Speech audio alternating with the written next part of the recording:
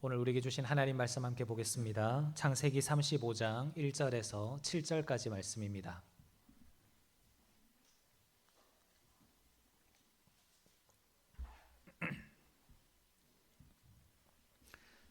창세기 35장 1절에서 7절 말씀 제가 봉독하겠습니다. 하나님이 야곱에게 이르시되 일어나 베델로 올라가서 거기 거주하며 내가 내 형 에서의 낯을 피하여 도망하던 때에 내가 내게 나타났던 하나님께 거기서 제단을 쌓으라 하신지라.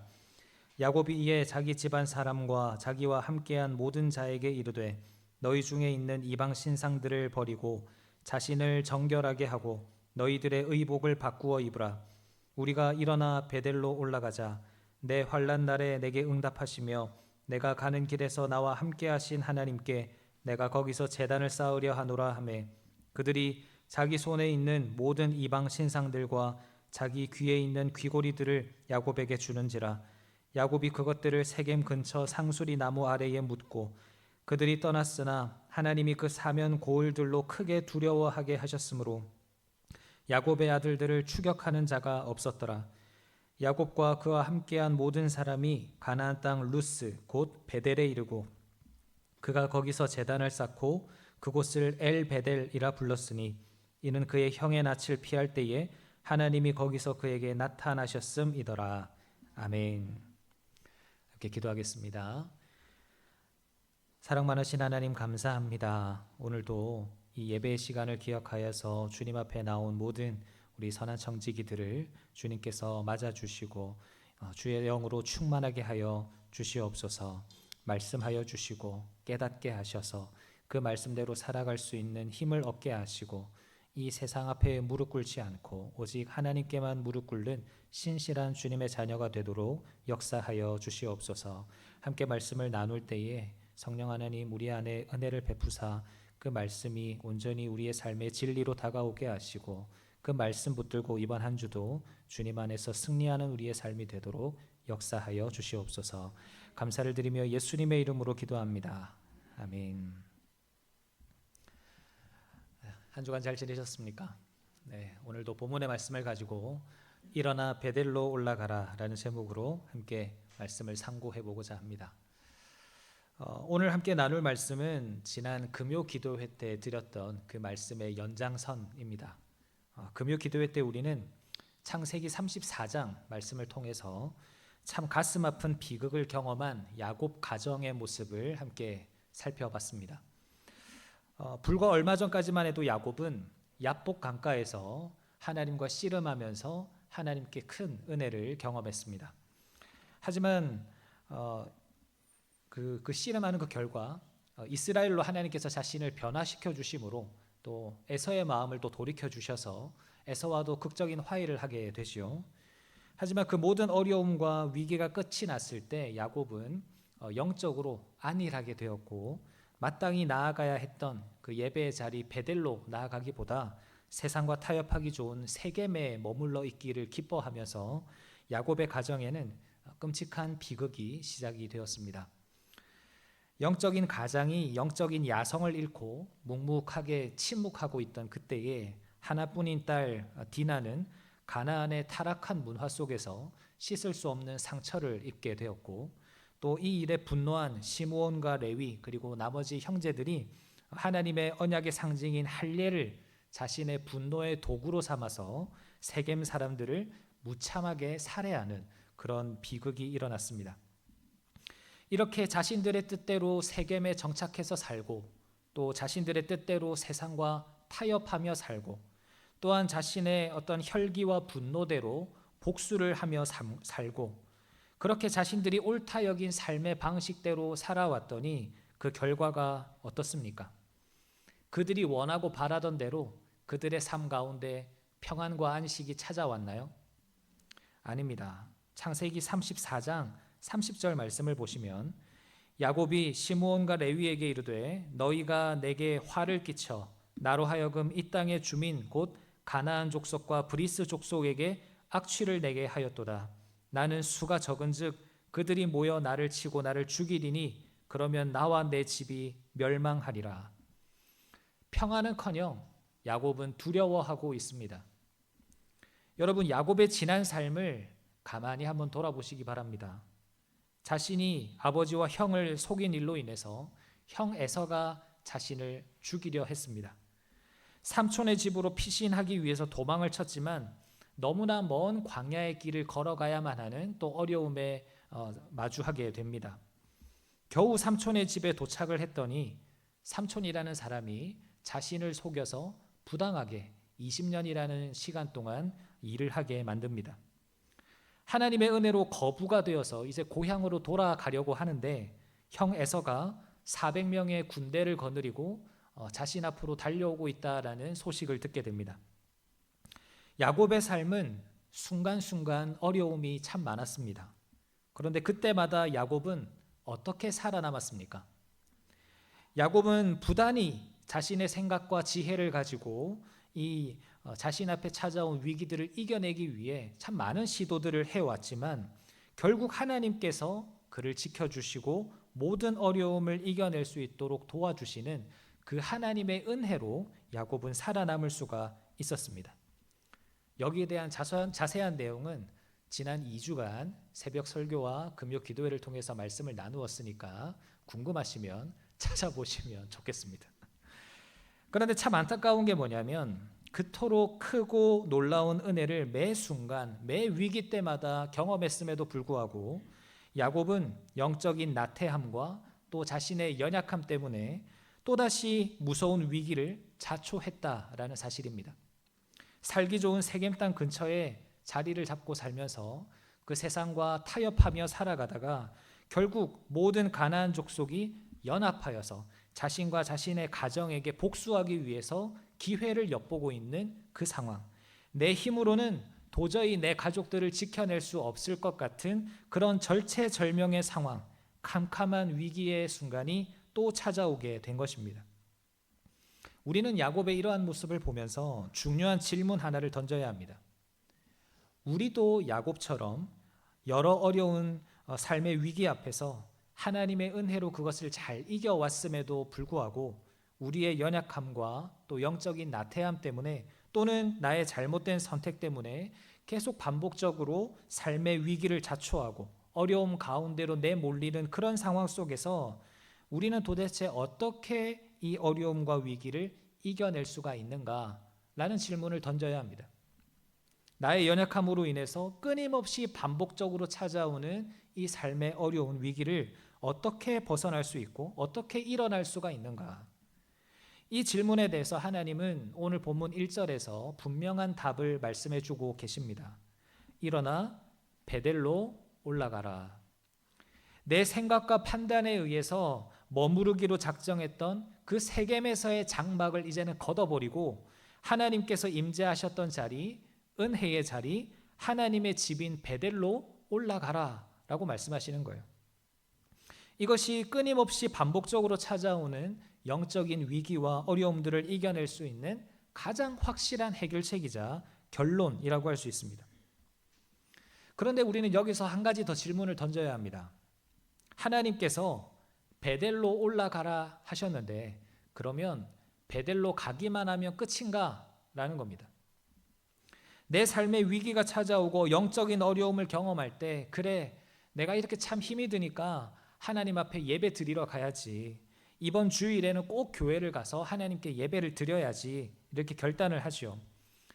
예배의 자리를 사모하며 나아오는 결단도 참 귀한 결단입니다. 그런데 과연 그렇게 교회에 나오는 것만으로 끝인가? 그냥 교회 가서 예배 드리면 다 해결이 되는가 하는 것입니다. 아닙니다. 단순히 예배의 자리, 은혜의 자리로 발걸음을 옮기는 것, 그냥 이 자리에 와서 앉아 있는 것만으로는 우리 인생의 문제가 해결되지 않습니다. 야곱은 이미 세겜에서도 제단을 쌓고 하나님께 예배를 드렸던 사람입니다. 하지만 하나님께서 오늘 야곱에게 더 나아가서 우리에게 원하시는 삶의 모습은 단순히 예배의 자리로 가라라는 정도가 아닙니다. 그것은 삶의 방식을 완전히 변화시키라라는 말씀을 하고 계십니다. 그렇다면 하나님은 우리의 삶에 어떤 변화가 있기를 원하시는가? 베델로 올라간다라는 것에 대한 의미를 살펴보면서 우리의 삶의 방식이 베델로 변화되는 그 귀한 결단과 은혜가 있는 이 시간 되기를 주님의 이름으로 축원합니다. 아멘. 먼저 첫째로 베델로 올라가라라는 말씀에 담긴 의미는 베델에 머무르라라는 의미입니다. 베델에 머무르라. 본문 1절을 보시면 가나안 족속들이 자신을 쳐서 이제 죽일 것을 두려워하고 있는 야곱에게 하나님이 이제 얼른 서둘러서 군대를 모아라, 아니면 얼른 도망을 쳐라, 이렇게 말씀하시지 않으세요. 하나님의 말씀은 일어나서 베델로 올라가라 라는 말씀이었습니다. 그런데 베델이 어떤 곳입니까? 과거에 형을 피해서 두려운 마음으로 도망을 칠 때 차가운 돌 베개를 베고 자던 야곱에게 하나님이 친히 찾아와 주셔서 만났던 그 만남의 자리가 베델입니다. 자신을 만나 주신 하나님께 이 야곱은 너무나 감사해서 서원 기도를 드리죠. 하나님이 나를 무사히 돌아오게만 해주시면 이곳이 하나님의 집 베델이 될 것입니다. 서원을 합니다. 하나님은 눈물로 헌신을 약속했던 그 하나님과의 만남의 자리, 은혜의 자리, 그 은혜의 자리로 돌아가라라고 말씀하고 계시는 거예요. 그런데 우리가 여기서 고민해 봐야 하는 것은 야곱이 지금까지 하나님께 예배를 안 드렸는가, 하나님의 은혜를 못 받고 살았는가 하는 겁니다. 야곱이 외삼촌 라반의 집에 있을 때 직접적으로 제단을 쌓았다라는 기록은 없지만 이 야곱이 라반의 집에서 나올 때 자신의 부인들에게 뭐라고 이야기를 했냐면 하나님이 나와 함께 하셔서 이렇게 나에게 은혜를 베푸셨다라고 이야기를 해요. 그러니까 야곱은 하나님께서 나와 함께 하셨다라는 사실도 알았고 나에게 은혜를 베풀어 주셨다라는 것도 알았습니다. 그리고 그것을 신앙으로 고백할 줄 아는 사람이었어요. 무엇보다 야곱은 세겜에 정착하면서 제단을 쌓았던 사람입니다. 야곱은 그 제단의 이름을 엘 엘로헤 이스라엘이라고 지었는데요. 이 의미가 뭐냐면 하나님은 이스라엘의 하나님이시다라는 의미예요. 그러니까 여기서 이스라엘은 아직 이스라엘 민족이 생기기 전이니까 하나님께서 이름을 바꾸어 주신 이스라엘 자신, 야곱 자신을 의미해요. 그러니까 야곱은 지금까지 할아버지 아브라함의 하나님, 아버지 이삭의 하나님을 고백하다가 비로소 이제 하나님 앞에서 무엇을 고백하느냐? 하나님이 나의 하나님이 되십니다라는 것을 고백하는 거예요. 이 고백이 가짜였을까요? 그냥 하나님께 잘 보이기 위한 위선적인 말이었을까요? 아닙니다. 야곱은 진심이었을 거예요. 그런데 뭐가 문제입니까? 하나님께 늘 은혜를 받아왔던 야곱이었고 하나님 앞에 제단을 쌓은 야곱이었는데 뭐가 문제입니까? 하나님이 나의 하나님이시다라고 고백하면서 제단을 쌓으면 되는 거지 하나님은 왜 굳이 베델로 가라고 말씀하십니까? 무엇이 부족한 거죠? 삶의 변화가 부족한 겁니다. 야곱이 하나님의 은혜를 경험했고 하나님이 나의 하나님이라는 고백을 했지만 베델이라고 하는 험한 산지를 향해서 걸어 올라가는 수고를 하고 싶지 않은 겁니다. 세겜은 상업이 발달하고 물도 넉넉하고 화려한 문화와 환경을 자랑하는 너무나 살기 좋은 큰 성읍이었어요. 그런데 베델은 에브라임 산지 위에 있는 해발 900m 정도 높이에 있는 굉장히 고산지대에 있는 그런 곳입니다. 그러다 보니까 야곱이 무슨 생각을 했냐면 하나님을 향한 마음도 진심이고 그래서 하나님이 나의 하나님 되신다라는 것도 나는 믿지만 하지만 굳이 저 고생스러운 수고를 해서 베델로 갈 필요가 있는가? 그냥 여기에 제단을 잘 쌓았으니까 여기서 예배 잘 드리고 여기서 잘 살면 되지. 그러면서 자기가 돈을 주고 산 밭에 자기가 살기 편한 세상의 장막을 치고 거기에 제단 하나 쌓아두고 살아가는 거예요. 입술로는 주님을 사랑한다 말하지만 화려하고 편안한 세상의 자리는 포기하기가 싫은 겁니다. 우리는 이런 모습을 가리켜서 부분적인 순종이라고 부릅니다. 삶의 방향을 돌이키는 온전한 순종이 아니라 하나님을 향한 예배는 있지만 삶은 내 편한 대로 살아가고자 하는 편의주의적인 신앙인 거죠. 그래서 하나님은 이러한 야곱을 향해서 뭐라고 말씀하시냐면 1절을 자세히 보십시오. 하나님이 야곱에게 이르시되 일어나 베델로 올라가서 거기서 뭐 하라 말씀하십니까? 거기서 거주하며 거기서 살아라 말씀하십니다. 그러니까 하나님께서 야곱에게 베델로 올라가라 명령하시는 것은 나는 베델에서 드리는 제사만 받는 하나님이야. 거기 가서 예배 드리고 그래 삶은 세겜에 다시 돌아와서 살아도 돼. 이런 의미가 아닙니다. 지금 너의 삶의 장막을 걷어서 이제 인생의 주소지를 어디로 옮겨라? 베델로 옮기라는 거예요. 저 베델에 가서 살아라 하는 겁니다. 여러분, 이 말씀이 우리에게 얼마나 무서운 경고가 되는지 모릅니다. 오늘날 수많은 그리스도인들이 세겜에 살면서 신앙생활합니다. 일주일 내내 세상 사람들과 똑같은 삶의 방식을 가지고 살아가고 똑같은 세겜의 가치관을 가지고 살아가고 똑같은 세겜의 쾌락을 쫓아가며 살아갑니다. 내 삶의 장막은 철저히 세겜 한복판에 있어요. 그러다 주일이 되면 어떻습니까? 자연스럽게 교회에 옵니다. 찬양도 열심히 드리고 말씀도 잘 경청하고 간절하게 기도도 드립니다. 주님이 나의 하나님이 되십니다라는 고백도 해요. 하지만 예배가 마치는 순간 다시 우리는 세겜으로 돌아갑니다. 또 똑같이 세상 사람들과 다를 바 없이 살아갑니다. 입술의 고백과 마음은 진심일지 몰라도 삶의 모습이 여전히 세상과 다를 바 없는 모습. 이런 타협하는 신앙으로는 나와 내 가정에 찾아오는 위기를 이겨낼 수가 없다라는 것입니다. 우리의 삶에 찾아오는 그 삶의 위기 가운데서 다시 살아나기 위해서는 반복적으로 찾아오는 그 위기를 잘 이겨내기 위해서는 잠시 교회를 방문하는 것만으로는 충분하지 않습니다. 어떻게 해야 합니까? 베델에 거주해야 합니다. 일주일에 한 번 이 자리에 모여서 예배 드리는 것만으로는 충분하지 않다라는 겁니다. 내 삶의 모든 자리가 예배가 되어야 하고 내 삶의 모든 자리가 베델이 되어야 한다는 것입니다. 주일에는 하나님의 언약 백성으로 살아가다가 세상 속에서는 세겜 성읍 사람들처럼 살아가는 그런 모습이 아니라 때로는 내 삶의 기득권도 내려놓을 줄 알고 편안함도 내려놓을 줄 알면서 기꺼이 저 험한 산지 베델로 올라가기를 기뻐하는 그런 의지적인 순종이 우리에게 필요하다라는 것입니다. 내 삶에서, 가정에서, 직장에서 인생의 중요한 결정을 내려야 할 때 언제나 하나님의 말씀이 기준이 되는 삶, 늘 하나님께 기도로 묻는 삶, 그런 삶을 살아가는 것, 그리고 나를 위한 삶에서 또 이웃을 위한, 공동체를 위한 삶으로 변화되는 것, 이렇게 매 순간 하나님을 온전히 예배하고 하나님의 뜻대로 살아가는 것을 기뻐하는 삶이 바로 베델에 거주하는 삶인 것입니다.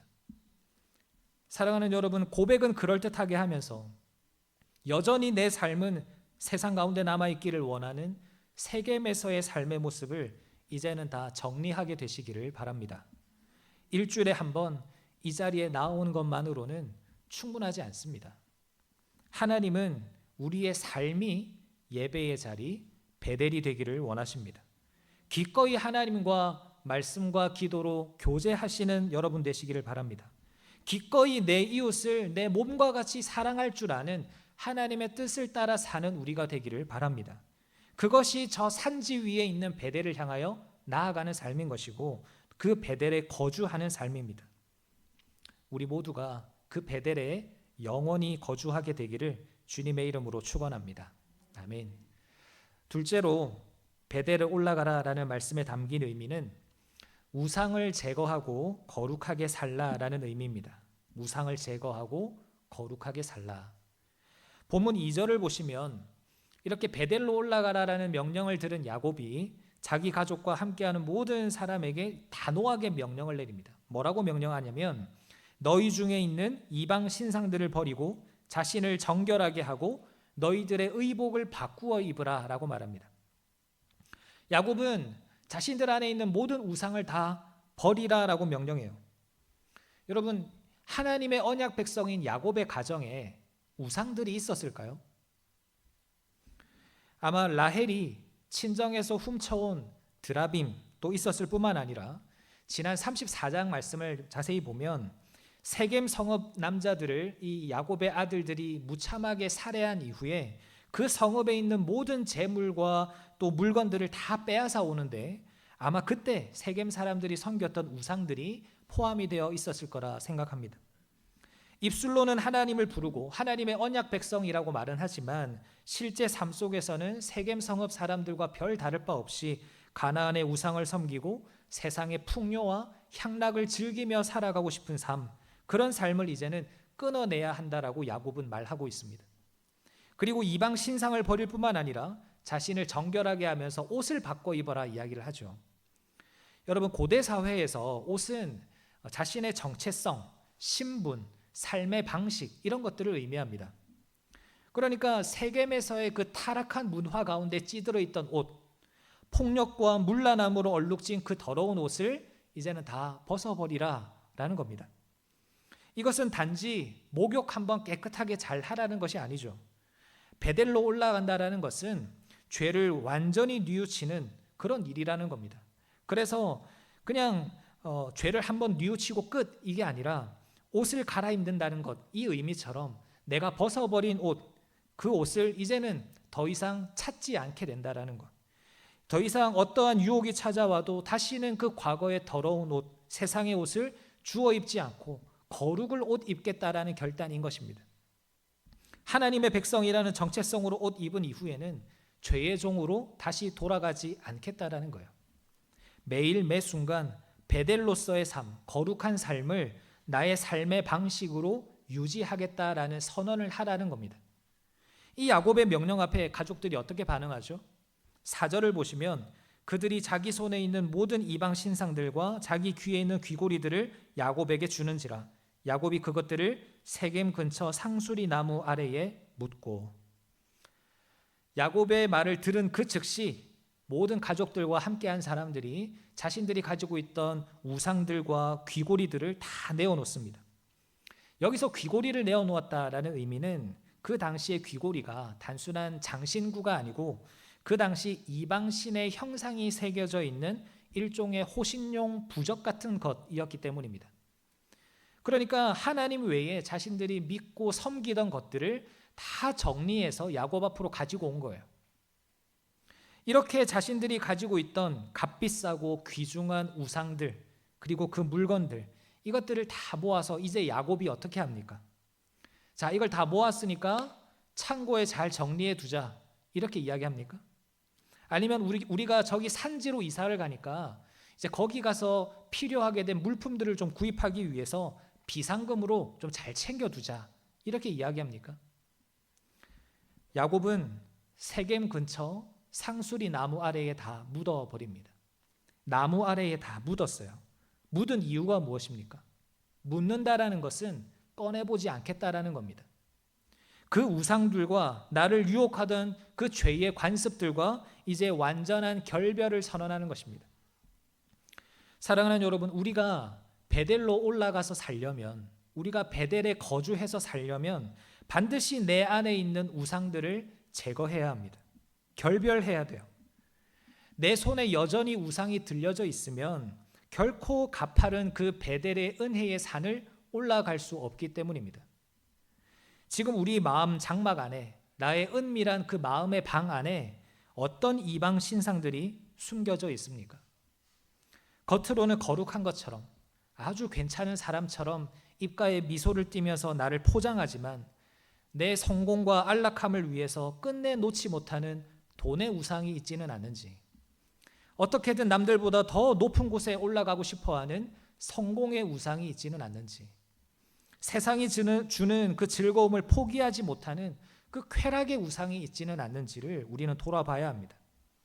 또는 무자비하게 다른 사람을 향해서 정죄하고 판단하면서 나 자신의 우월함을 드러내고 싶어하는 교만의 우상이 있지 않는지를 돌아볼 수 있어야 합니다.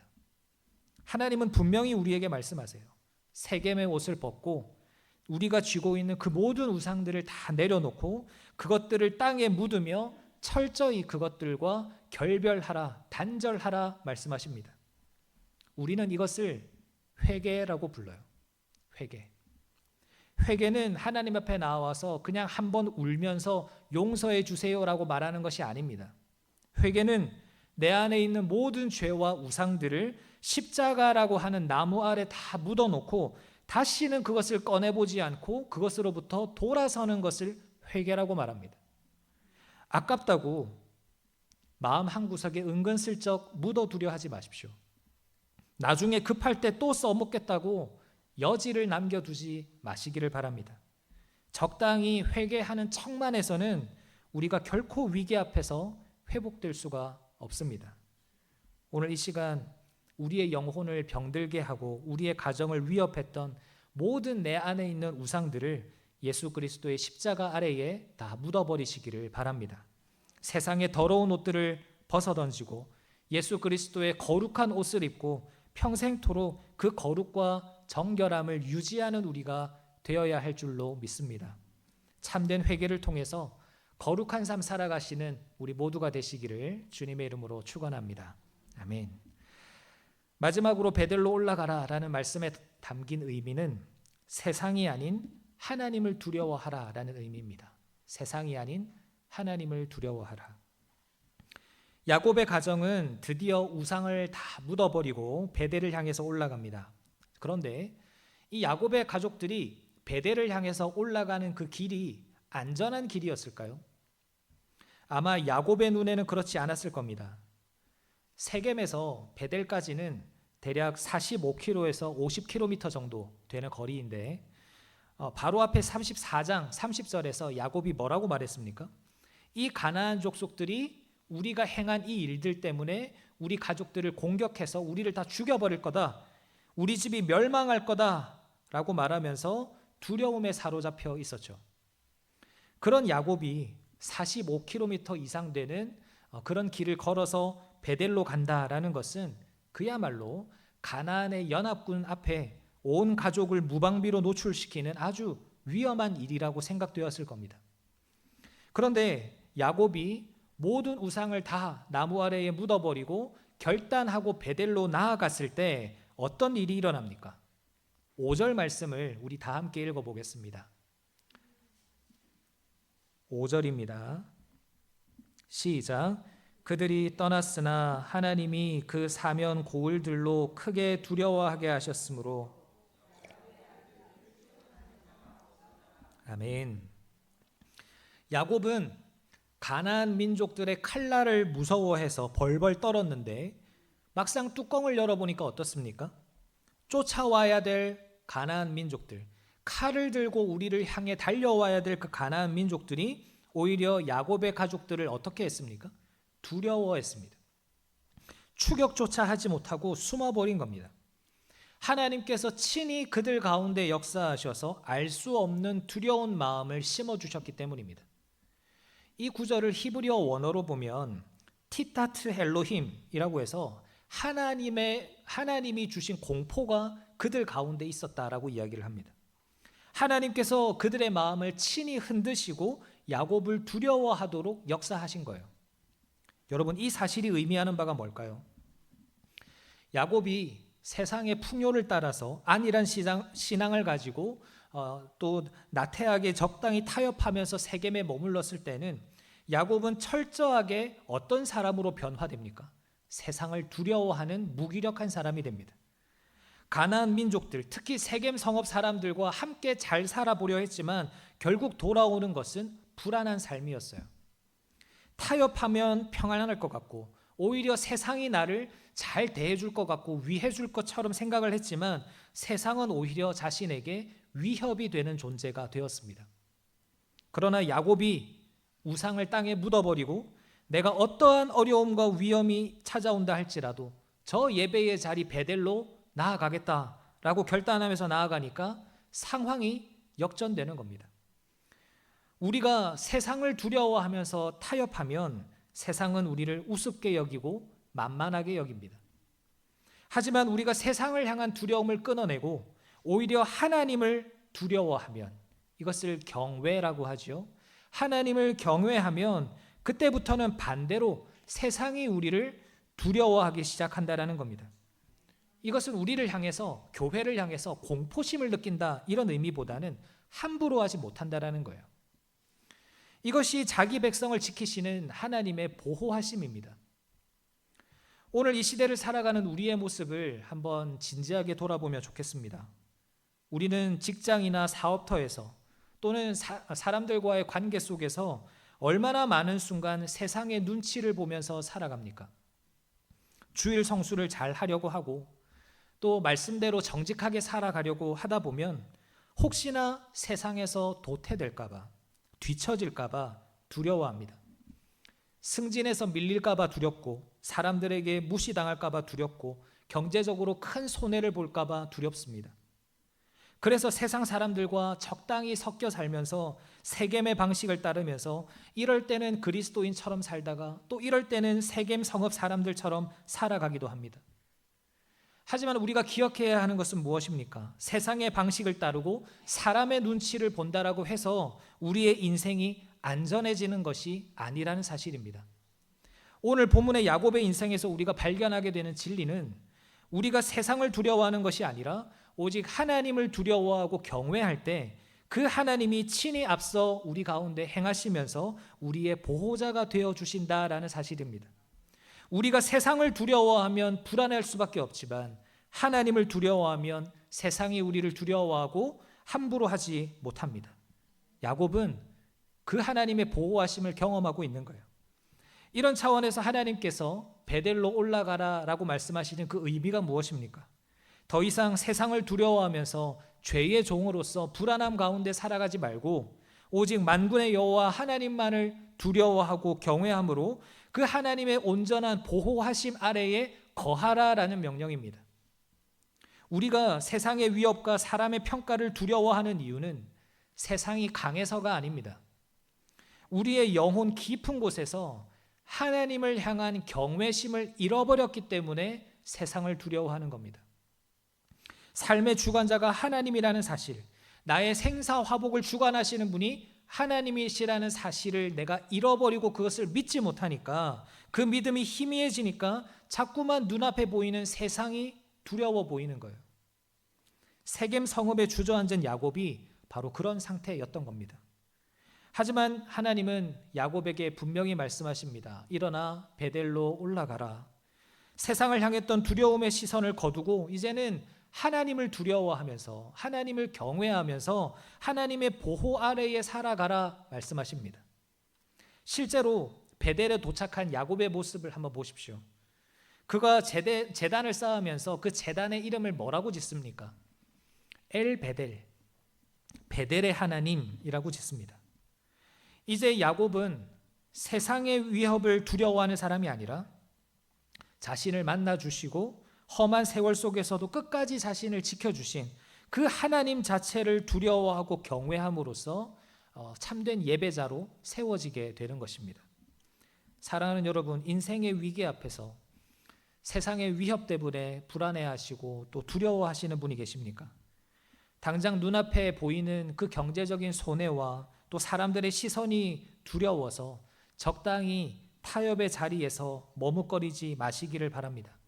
우리가 세상을 두려워하면 죄의 종이 되지만 하나님을 경외하면 사람이 함부로 하지 못하는, 세상이 함부로 하지 못하는 강한 믿음의 사람이 된다라는 것을 잊지 마시기를 바랍니다. 오늘 하나님께서 두려움에 떠는 우리를 베델로 초대하고 계십니다. 하나님을 두려워하고 하나님을 경외하며 살아가겠다라고 결단할 때에 하나님은 친히 우리 가운데 방패가 되어 주시겠다 약속하십니다. 세상을 향한 모든 두려움을 내려놓고 하나님 한 분만을 경외하면서 하나님의 든든한 보호하심 아래 살아가는 우리 모두가 되시기를 주님의 이름으로 축원합니다. 말씀을 마무리하겠습니다. 사랑하는 성도님 여러분, 오늘 우리는 일어나 베델로 올라가라라는 하나님의 말씀을 들었습니다. 마지막으로 다시 한번 여러분 자신에게 한번 질문해 보시기를 바랍니다. 우리에게 베델은 어디입니까? 우리가 모여있는 자리입니까? 우리가 모여있는 이 자리가 베델입니까?